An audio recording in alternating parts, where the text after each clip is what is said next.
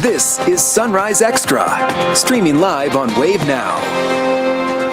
And breaking this morning, JCPS will be on NTI today. School leaders say they found new snow and ice on roads and sidewalks early this morning. The district says students should follow their school's NTI protocols. This also means all after-school athletic and extracurricular activities are also canceled today. But if you are heading out, be aware of those roads that could have refrozen overnight. We have a number of other school districts also on delay or on NTI today. So, Tawana, any chance that we could get a break from this soon? From the wintry weather? Oh, yeah. yes. That's coming next week, though. So we just got to wait a little while longer. And we are going to be seeing temperatures trying to get close to the freezing mark for many of us this afternoon. But what we're dealing with right now, clouds filling back in for those of you in Indiana, still holding on to those clouds, though, for those of you further to the south. And we have temperatures ranging from 10 degrees in North Vernon to same thing now. You just dropped in Madison to 10 degrees, 24 at the airport in Louisville, but 32 degrees in Columbia. That's the power of the clouds. You have those colder temperatures where you have the clear skies, and of course warmer temperatures where the clouds are locked in. Now more of us will see temperatures returning to those 20s and low 30s for later on this afternoon as the clouds fill right back in. We'll continue to monitor a little bit more of that wintry weather trying to come our way for later on this week. Rob? Tawana, thanks so much, and good morning to you at 7:01. The big picture right now, not looking too bad, but as we've been talking about this morning, Tawana was mentioning about the potential for refreezing on the overpasses and all the underpasses. That's something that you want to keep an eye out on. This is 265 at Preston Highway. Beautiful sky out there. Traffic moving along at a pretty good clip right now. Not too bad out there, but you are going to have to watch some of those areas of refreezing. Your drive times right now on 65, they're 10 minutes or under. To the right of that, not too much to talk about on 65 right now. Pretty much clear, smooth sailing. A little bit of patchy delays right just south of the downtown area, but otherwise things looking pretty good for right now. We'll keep an eye on it. We do have another traffic alert, though, that we do want to pass along to you. We're talking about right now the I-65 North on-ramp at Crittenden Drive. It is closed down. The on-ramps are going to be temporarily closed. That's for Mondays, Wednesdays, and Fridays from 6 a.m. until 6 p.m., and that begins today. It runs through early April. The Kentucky Transportation Cabinet says the closures, they are necessary to support work to replace an interstate bridge over Bradley Avenue. Now, during the closures, drivers can instead take the on-ramp onto University Boulevard. Shannon. Thank you. JCPS's decision to switch to NTI comes after some parents say it wasn't safe for kids to be riding the bus earlier this week. Local mom Erica Smallwood took this video. She says it shows a bus slide off the road and get stuck in a ditch Tuesday. It happened on Homestead Drive and Hatcher Avenue in Louisville South End. Smallwood said it took hours to get the bus out of this spot. They were using the chain to try to get the bus unstuck, and they couldn't get it unstuck. You know, I just asked her, send me your location on your phone and I'm coming to get you. Mayor Craig Greenberg says the Metro Snow Team is helping JCPS clear some of the snow. Other school districts in our area are also not bringing students back into the classroom because of road conditions. At least 25 school districts in our area have made the decision to close, host virtual learning, or operate on a delay today. Some districts, like Hardin County Schools, haven't had students on campus since January 26th. You can find the full list of districts impacted by the weather on wave3.com. Breaking overnight, Kentucky Senator Mitch McConnell is in the hospital after experiencing flu-like symptoms. His office says he was admitted Monday night and wanted to get evaluated. Wave News reporter Marissa Burke joining us now to share more on how treatment is going and what we know about his previous hospital visits. Marissa? A spokesperson for McConnell says, quote, the prognosis is positive and he's looking forward to returning to Senate business. McConnell is one of the oldest sitting senators and set to retire at the end of his term in 2027. McConnell stepped down as Senate Republican leader in November of 2024. His hospitalization Monday follows a series of health concerns. In October, he fell to the ground in the Capitol hallway. He also fell at the Capitol in December of 2024, cutting his face and spraining his wrist. In August and July of 2023, he froze, going silent while he was being asked questions by reporters. Earlier that same year in March, he was hospitalized and treated for a concussion after he tripped and fell at a hotel. McConnell is also a childhood polio survivor. 24 members of Congress are 80 years or older, and 13 of them plan to run for re-election. Senator Mitch McConnell has been a U.S. Senator for Kentucky since 1985. His term ends in January of 2027. Marissa Burke, Wave News. Thank you, Marissa. We now know the name of the man who was shot and killed at a club in Shively. We brought you this as breaking news on Sunrise Monday morning. The Jefferson County coroner says 26-year-old Rodney Parker died at Club 7 on South 7th Street Road. Parker was one of two men who were shot at the club. The other man was taken to the hospital and expected to survive. They have yet to release his name. Police have not made any arrests. If you have any information, call the Shively Police Department. Jurors still have to be picked in the murder trial tied to the deadly 2024 Harvest Homecoming shooting. Isaiah Page is facing 6 charges, including murder and attempted murder. More than 200 potential jurors have been called for the case. Page was one of 5 people arrested after the 2024 shooting that left 18-year-old Bryce Gerlach dead and 2 others hurt.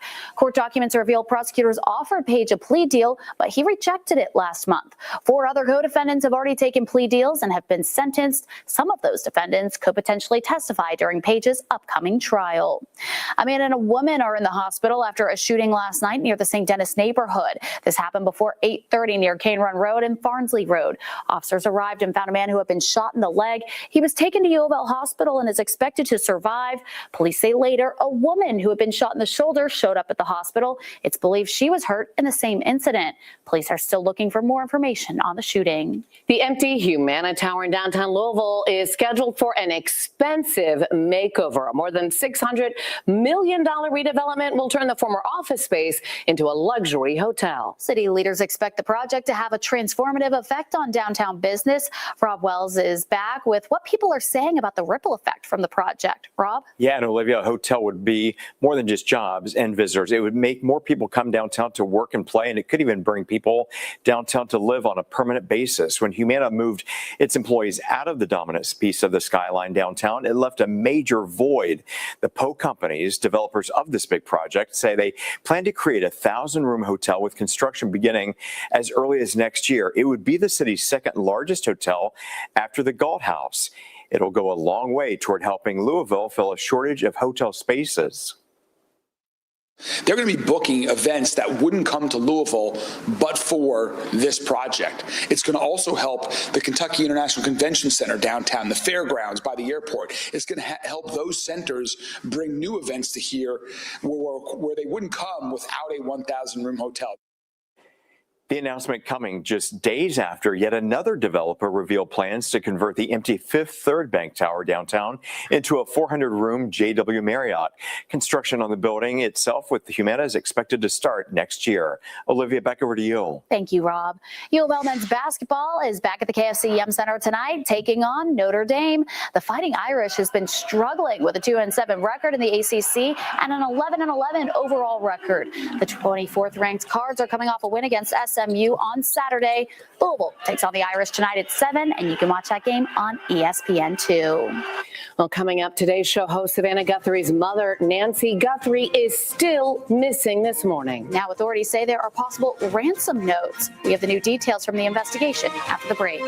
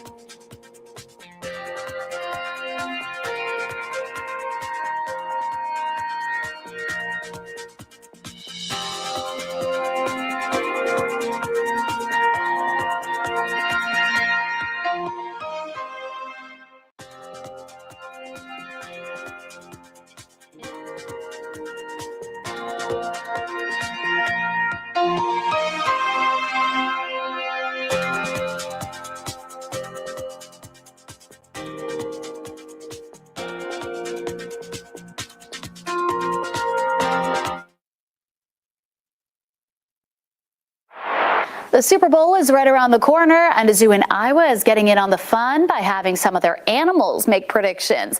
The Blank Park Zoo let its African lions make their picks. Deuce and Zarina had their choice of 2 barrels, one with the Seahawks logo, the other with the Patriots logo. Deuce walked up to the barrels first, but decided that decision was too difficult. He called him back up, and that's when Zarina stepped in and made her pick. She went with the Seahawks. Now, you might think this is just silly, but the zoo says, hey, you may want to listen up because their animals have been correct nearly 80% of the time over the years, and those odds are better than mine. Certainly so. Okay, so before the Super Bowl, there's another game to watch. That's the Puppy Bowl. It's taking place at Animal Planet, but you can gather with a bunch of people to watch it here. Yeah, and they even have a couple of puppies representing Louisville too, and you can go check that out at PG&J's Dog Park Bar. That's where we find Wave News reporter Kirsten Foote with a preview of their watch party. Well, the big game is this weekend, but I'm more of a Puppy Bowl fan myself, and thank goodness there is going to be a place where I can watch this year's Puppy Bowl. That's PG&J's Dog Park Bar, and that is where we are right now. And I'm here with Jen Harris from the Kentucky Humane Society. We have some fun friends with us. We Broccoli do. and Russell Sprout. Yeah, they are so sleepy right now, but I promise you they are very pumped for the big game on Sunday for the Puppy Bowl. And you guys have dogs competing in the Puppy Bowl again this year for the second time. Winona and Showgirl. Yes, they are so cute. Winona is a little Shih Tzu mix, and Showgirl is a Chow Chow mix. They are so adorable. They are representing Team Fluff this year on Animal Planet's Puppy Bowl, and you can tune in and watch it at 2 p.m. on Sunday, or you can come visit PG&J's. We're doing a watch party at 1 p.m. to 4 p.m., and it's going to be a lot of fun. We have a lot of fun activities going on, and we're super excited for it. Yeah, and they're not here right now with us because they're getting ready for the big game. So that's why we got Broccoli and Russell Sprout here. To do. They're ready to take it all on the field. Absolutely. So second year that you guys have puppies competing in the Puppy Bowl, what does that mean to you guys? It's so important. We love getting the recognition and just getting those shelter pups out. They get to have a fun time at the Puppy Bowl, and it's really awesome seeing people come back from that and choose to adopt or foster or volunteer. Absolutely. And it means a lot for our shelter animals at KHF. Yeah, and it highlights the Puppy Bowl is all the dogs that are in the Puppy Bowl are adoptable dogs. They come from shelters, so it really puts a kind of a highlight on that too. Absolutely. There's even going to be some dogs that have been here at the Puppy Bowl watch party. They've gotten adopted, and they're going to come back. Have some alumni here. I think that's so special. It just means the world to us that they get to come back and watch their predecessors on the TV. Yeah. It's going to be a great time. Definitely. And for just one more time for a reminder, when is the watch party? That is Sunday, February 8th from 1 to 4 p.m. right here at PG&J's. And you don't need a dog to come. You can just come. Yes, you can come with or without a dog. And you can leave with a dog too. Yes, absolutely. We will have puppies there. They might not be these two. They might get adopted before then. Okay. But we will have adoptable puppies there. Wonderful. Oh my goodness. We are so excited to cheer on Team Fluff, right? Yeah. Team Fluff. Go Team Fluff. Back to you. Go Team Fluff. Those two that they're holding are just crap. I don't think Kirsten can leave without a puppy. I mean, you can't put a sleeping dog down. No, Right. She has been claimed. Yeah. I love that for her too. They're so sweet. And hey, for anybody having Super Bowl parties this weekend, overall the weather is looking pretty good. We do have, of course, that chill in the air still, but hey, at least we're not expecting any active weather as we head into the weekend, right? What we're dealing with right now, though, we are seeing some upper level clouds, some clear skies in many locations, and we got a mix of the two right now over downtown Louisville as we're looking off towards the east. So we have a little less than an hour until that sun comes up, and I think it's going to be a gorgeous sunrise. We still have a lot of those clouds for those of you south of 64, clearer conditions north of I-64, and that is playing a role in your temperatures this morning. So for those of you with clearer skies to the north, you are in those teens right now, 10 degrees in Madison, 14 into Seymour, 19 right now in Paoli and Jeffersonville.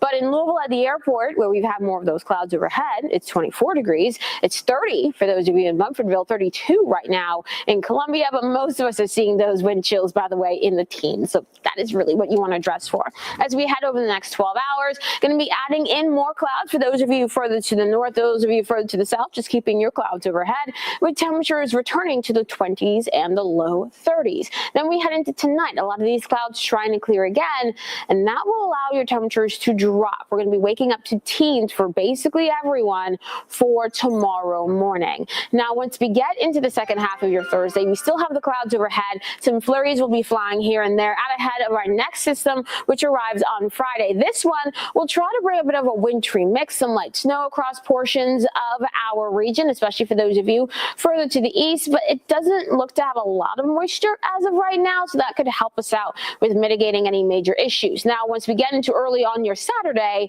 some more of those flurries flying here and there, and then we'll see a lot of those clouds clearing as we get into your Saturday afternoon. So in terms of how much snow we could see across the area, the better chance for accumulations will be in areas further to the east and northeast of the Louisville metro. Now, the rest of your 10-day shows, as I mentioned, a quiet weekend, and then we head into next week. Hello, warmer weather. Nice to see you again. Some 40s and 50s coming back our way for highs for next week. But as early as Tuesday night, we could see some rain returning to our forecast, and we'll keep a lot of that rain, it looks like, on and off all the way through next Friday. Olivia? Thanks, Tawana. We're learning more about the disappearance of today's show co-host Savannah Guthrie's mother. Authorities in southern Arizona are investigating possible ransom communications tied to the case. The Pima County Sheriff's Department says it is aware of reports involving possible ransom notes connected to Nancy Guthrie. In a statement posted Tuesday, the department said it is taking all tips and leads very seriously. Officials added any information received is being forwarded to detectives who are coordinating with the FBI. They say 2 reports of ransom notes have been sent to news organizations referencing 84-year-old Nancy Guthrie. She was last seen Saturday night at her home in Tucson, where she lives alone. Officials say concerns were raised when she didn't attend church on Sunday morning, and her family members were called. They went to the house and looked, and then called 911. Guthrie is a Kentucky native and a University of Kentucky alum. The ex-husband of former First Lady Jill Biden is accused of murdering his current wife. Police say they found the body of 64-year-old Linda Stevenson inside a home in Newcastle, Delaware in December. A grand jury indicted 77-year-old William Stevenson for murder. On Tuesday, he appeared in court and a judge ordered him held on a $500,000 bond. Stevenson was married to Biden from 1970 until their divorce in 1975. A new safety alert this morning. Myers recalling 38,000 gallons of water due to a floating black foreign substance. The recall affects Myers steam distilled water sold in 1-gallon plastic jugs with red lids. These jugs were sold in 6 states, including Kentucky and Indiana. The gallons carry a sell-by date of October 4th, 2026. The Food and Drug Administration did not say what the substance found in the water was. If you have that water, throw it out or return it to the store for a refund. Flu activity has ticked back up slightly in the U.S. thanks to a very small increase in infections caused by influenza B. New data from the U.S. Centers for Disease Control and Prevention shows the number of cases of B strains are slowly moving up, while flu A activity is holding steady.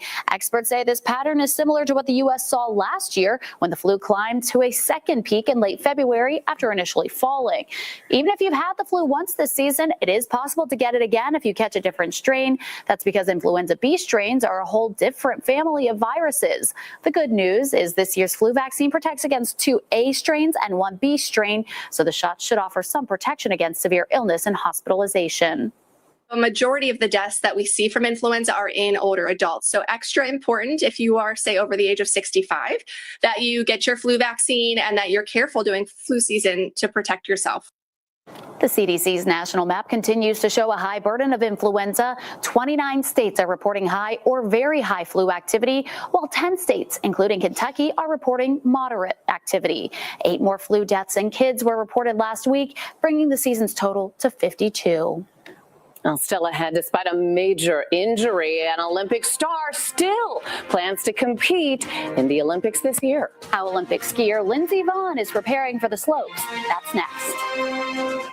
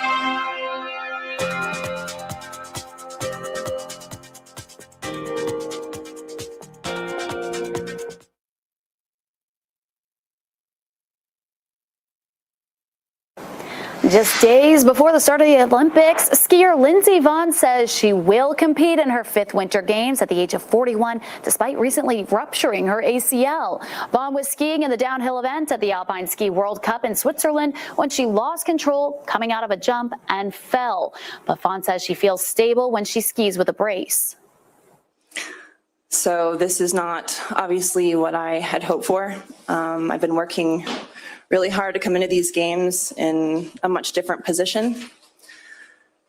I know what my chances were before the crash, and I know my chances aren't the same as it stands today, but I know there's still a chance. And as long as there's a chance, I will try. She is tough. Vonn and her teammate Michaela Schifrin are the 2 most successful female skiers in the World Cup history, with a combined 192 wins between the 2.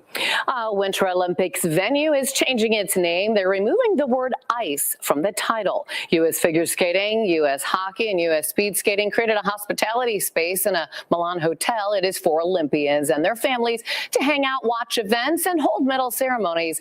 They named it the Ice House originally, but now said that they're changing that name to Winter House. The change comes after the Trump administration said it would send ICE agents to Italy to help with security. Protests have been taking place in Italy and the U.S. over the plan to send immigration agents to the games. Looking ahead to another big event, we're getting ready for the Kentucky Derby. It's the first of 3 races included in the Triple Crown Series. Yeah, less than 100 days away, and Churchill Downs have announced now there are 367 horses eligible to claim the title. They are the top 3-year-old thoroughbreds from around the world, each entered into the Triple Crown early nomination phase, which closed last Monday. A majority of these horses were born and raised in Kentucky. There are 127 trainers with nominated horses. 55 are stakes winners, and there are 11 fillies looking to run. Any 3-year-old that was not nominated during this early phase can still join by making a late payment of $6,000 by Monday, April 6th. Hall of Fame trainer Todd Pletcher has nominated 31 horses into the running. He's closely followed by Bob Baffert, who has claimed 2 Triple Crowns with American Pharoah and Justify. Trainer Chad Brown has 22, Brad Cox with 21, and Tasuke Takayanagi with 14. The Triple Crown has only been claimed by 13 horses since it was established in 1867. But Derby will be here before we know it. I know, yeah. Prep starting 7:24 right now. We'll be right back.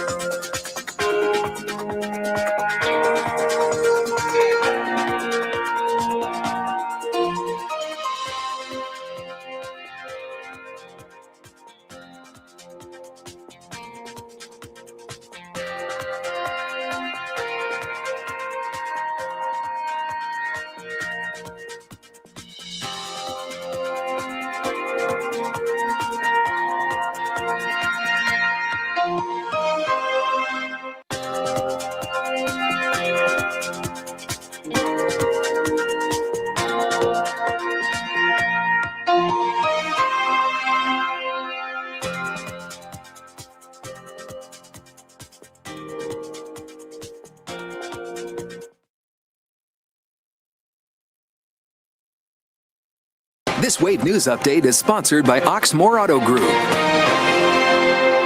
Good morning. I'm Shannon Kogan. A lot of parents will have to adjust their plans today because JCPS announced early this morning they are moving to an NTI day. School leaders say they found new snow and ice on roads and sidewalks this morning. All after school athletic and curricular activities are canceled today. You can check out all of the school closings, the ones moving to virtual learning, and the delays on wave3.com. And we did have that snow yesterday. How much did come down, Tawana? Oh, for most parts of the metro, it was around an inch or less. It was not very much. Of course, we had that thunder snow in parts of Indiana yesterday, but now things are a lot calmer, but that refreezing certainly a concern this morning. Where we have clearer skies, a lot colder, 14 degrees right now in Carroll County. Warmer for those of you in Grayson, Breckenridge, and Adair counties as you have extra clouds overhead, matching with what we're seeing on the satellite and radar. And let's talk about those temperatures. It is 10 degrees in Madison, 19 in Paoli, 24 at the airport in Louisville, but 27 in E-Town and 32 in Columbia. Wind chills for many of us, though, in the teens to start off the day. So that's really what you want to make sure you're prepared for. As we head over the next 12 hours, we'll keep those clouds overhead. And for those of you that don't have clouds right now, you'll add in some clouds as the morning goes along. We'll see afternoon temperatures in the 20s and the low 30s. Rob? All right, Tawana, thanks so much. And at 7:28, keeping our eyes on a two-car crash reported to us about 15 minutes ago. This is the area we're talking about of concern. 65 north near the Snyder. We did have a good shot there, but Troy Mark is currently moving the cameras around to get a better angle. But we're talking about two cars crashing in this area. No reports of injuries, but certainly watch your speed again. This is 65 north at I-264. Also, the bigger picture today, drive times not looking too bad right now. Make sure you buckle up. Have a safe morning. We'll see you in 25 minutes.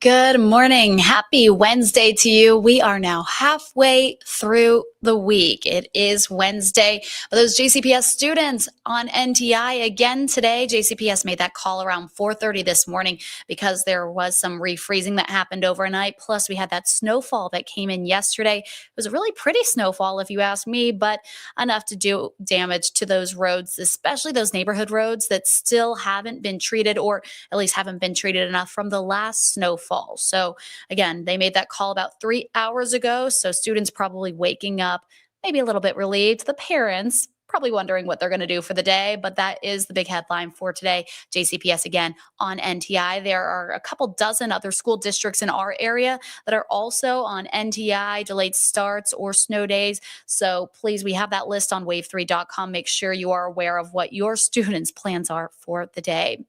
LMPD today will release its new public safety strategy for 2026. Police Chief Paul Humphrey will detail the new crime reduction plan during an update at 11 o'clock today. LMPD says significant progress was seen during the 2025 version of the plan. Last year, the department says homicides dropped 20%, non-deadly shootings fell 25%. The NAACP Louisville branch is pushing back an attempt to remove State Supreme Court Justice Pamela Goodwine. In January, the Kentucky House formed an impeachment committee to consider citizen petitions against Goodwine. The NAACP Louisville branch denounces those efforts. They say Justice Goodwine is a trailblazer who has spent her career shattering social and racial glass ceilings. In 2024, she made history as the first African-American woman elected to the Kentucky Supreme Court. The NAACP says they view this impeachment effort as not as a pursuit of justice, but as an unjustified assault on her character and career. In Kentucky, members of the House Standing Committee on Transportation voted to pass a school bus safety measure. House Bill 7 would allow the use of camera monitoring systems on school buses operated by a school district. Drivers that are recorded passing a school bus with a deployed stop arm could face a fine. It would be $300 for the first offense and $500 for each offense issued within a 3-year period. The bill now heads to the full House for consideration. Indiana State Representative Ed Clear has made a tough decision to not run for re-election, and he no longer resonates with the Republican Party. Clear says although he's been in Indiana State House for 18 years as a Republican, he thinks the party has let D.C. politics have a stronghold on its decisions, something he disagrees with. While many have been supportive, Clear says he's faced pushback after he made the announcement he wouldn't seek re-election and instead plans to run for New Albany mayor as an independent. Clear says he's excited about the possibility of making a difference at the local level.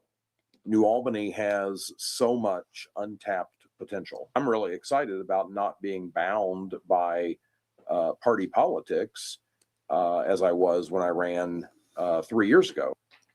Clear says he plans to start talking to New Albany residents this year, hoping to boost voter turnout for the mayoral election.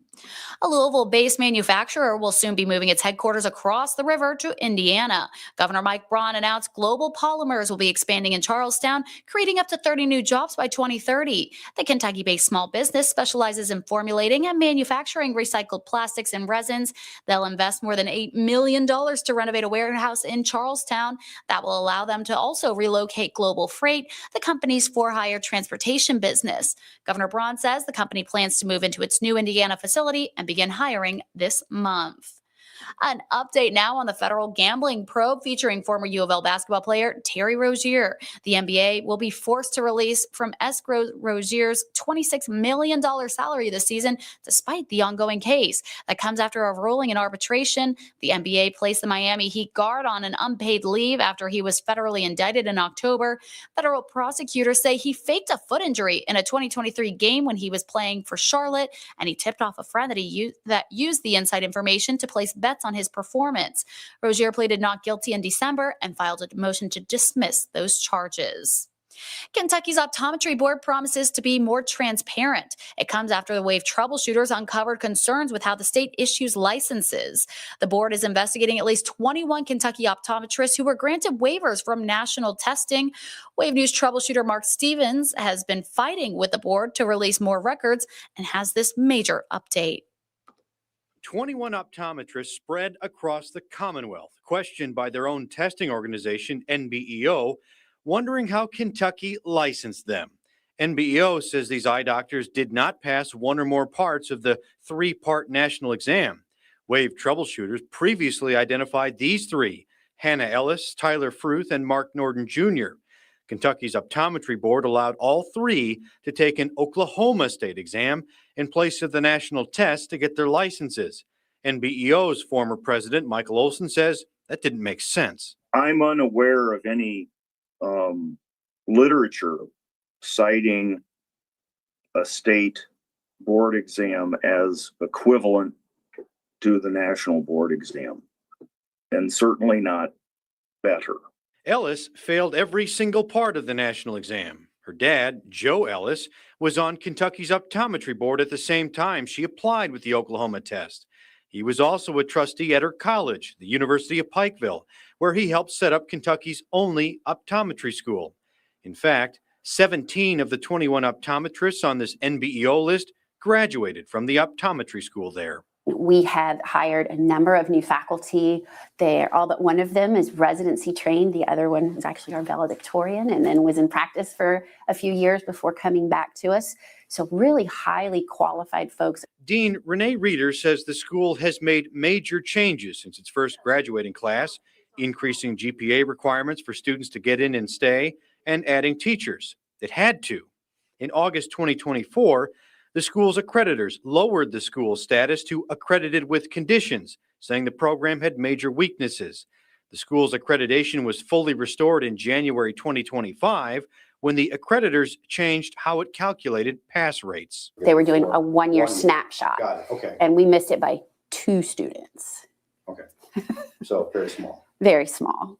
but obviously a big deal. You don't want to be. We don't want you don't want a anybody. program with any conditions. on Right, and we it. don't want our students to not be successful. The Kentucky College of Optometry also changed its graduation requirements in 2021, dropping a rule that students must pass the first part of the national exam to get their degree. It's in line with nearly every other optometry school in the U.S., but the decision directly benefited Ellis, Fruth, and Norden. We had a representative of some students say, hey, you're preventing our students from getting gainful employment because at the time there were other states that offered an alternative exam to the national board. Kentucky's optometry board has loosened its licensing standards for years. It waived multiple parts of the national test. Then this summer, it allowed new grads to substitute a Canadian exam in place of the first part of the U.S. test to get licensed. Joe Ellis told lawmakers it was all about the students. We're concerned about the welfare of students attempting to go to optometry school. Again, if they see the testing is insurmountable, they may not choose this profession down the road here. Reeder says the school did not lobby for the change or the multiple waivers the board put in place, dropping test requirements. She says they've tried to help graduates struggling to pass their board exams. Because you'd like to believe if they got through the program that they have the capability. For the ones already licensed through a waiver, they'll have to prove they can pass when their license renews in 2027. The Kentucky Optometrists Association says the state board should reverse itself on accepting the Canadian substitute. We've also asked the additional letters the NBEO sent to Kentucky, raising questions about even more optometrists, and the board has refused to release those letters. We've even appealed to the Attorney General's office, and we will continue to keep you updated as this continues. We're going to take a quick break. We'll be right back in 2 minutes.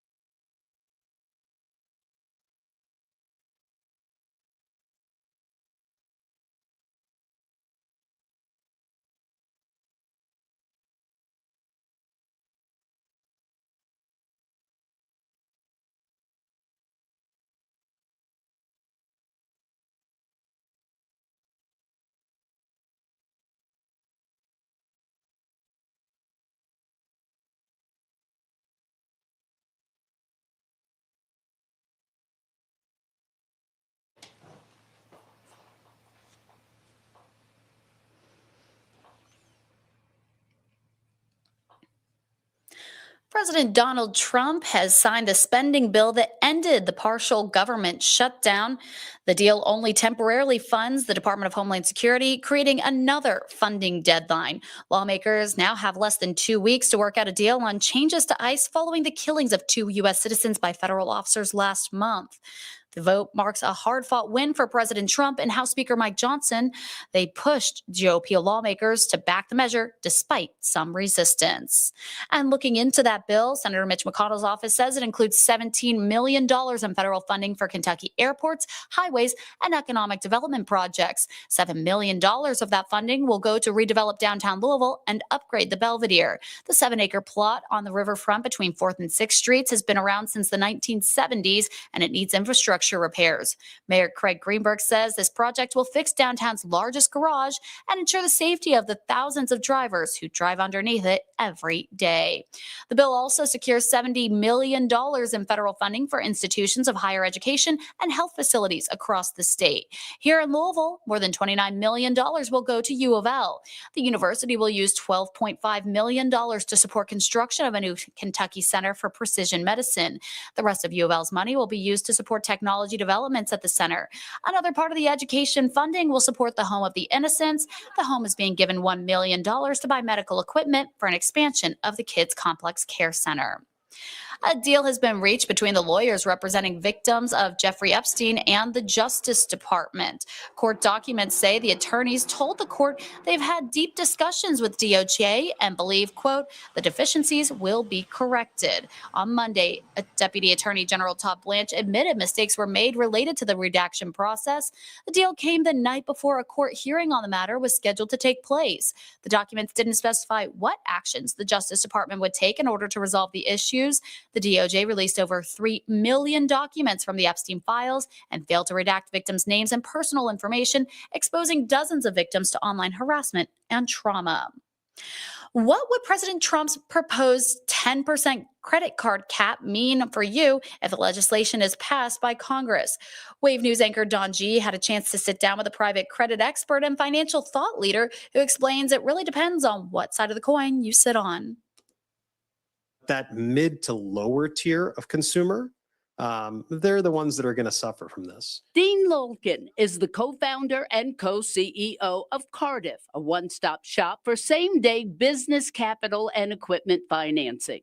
Lulkin has studied President Trump's proposal for a year-long 10% interest rate cap on credit cards, and Lulkin believes many Americans will be financially hurt if it goes through. Folks that are already impacted by the enormous disparity and wealth inequality that we're seeing in our country the last 3, 4, 5 years since COVID, as well as inflation, that consumer is only going to be made even worse off by this 10% interest rate cap. Some in the banking industry have also criticized the proposal.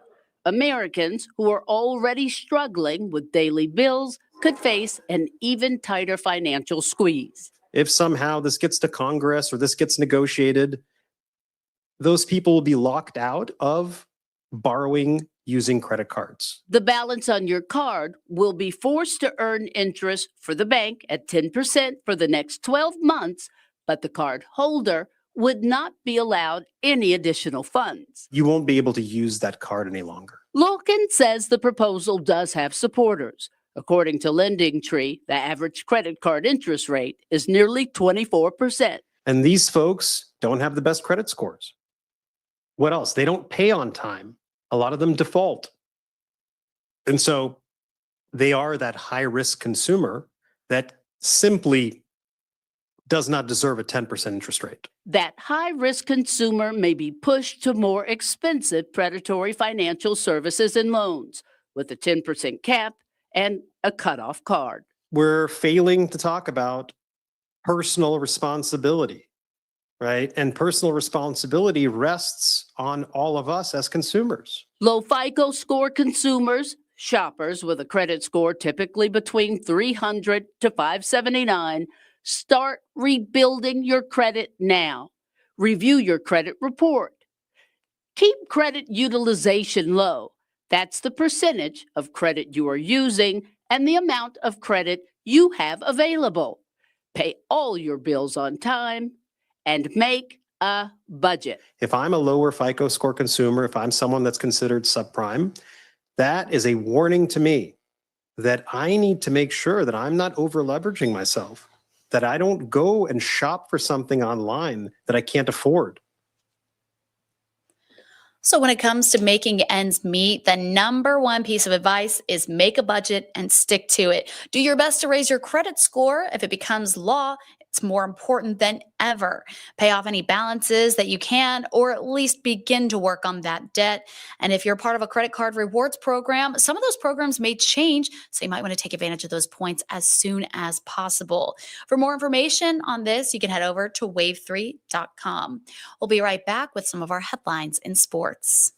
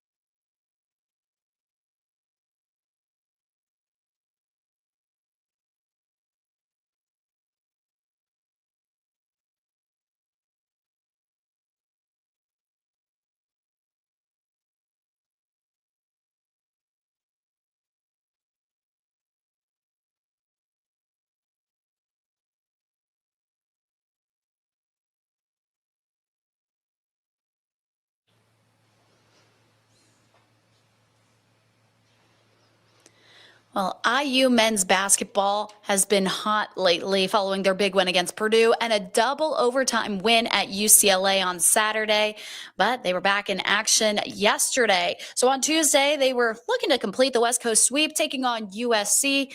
The first half was back and forth with no team leading by more than 5, with the Trojans taking a 35-30 lead into the break. In the second half, the Hoosiers saw themselves down by as many as 12 before they mounted a comeback. Behind Lamar Wilkerson's 33 points, Indiana would cut the lead to just 2 with 30 seconds left in this one, but proved to be too little too late. The Trojans end up winning this one 81-75, snapping Indiana's 3-game winning streak. UK men's basketball team will be back at Rupp Arena tonight, taking on an Oklahoma team desperate for a win. The Sooners come to Lexington on an 8-game losing streak, sitting in last place in the SEC with just a 1-8 record. However, 6 of those 8 losses have been by 10 points or less. The Cats, on the other hand, they're riding an up-and-down season with a 15-7 record. Last week, the Cats lost to Vanderbilt by 25 points.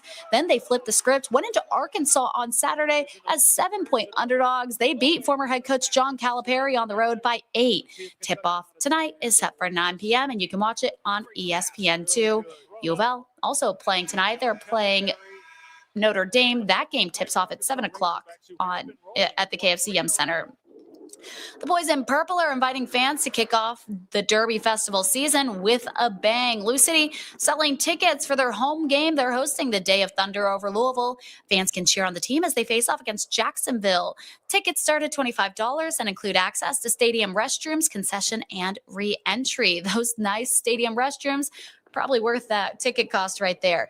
Gates open at noon. The game kicks off at 5. You can watch the air show all day, and the fireworks are set to start at 9:30. Tickets and details can be found on the club's website. The Kentucky Derby Museum announced the grand prize winner of their 40th annual Horsing Around with Art competition. Savannah Webb, a senior at Ballard High School, won this year's contest. She created a piece called My Old Kentucky Home, showcasing a Derby winning moment.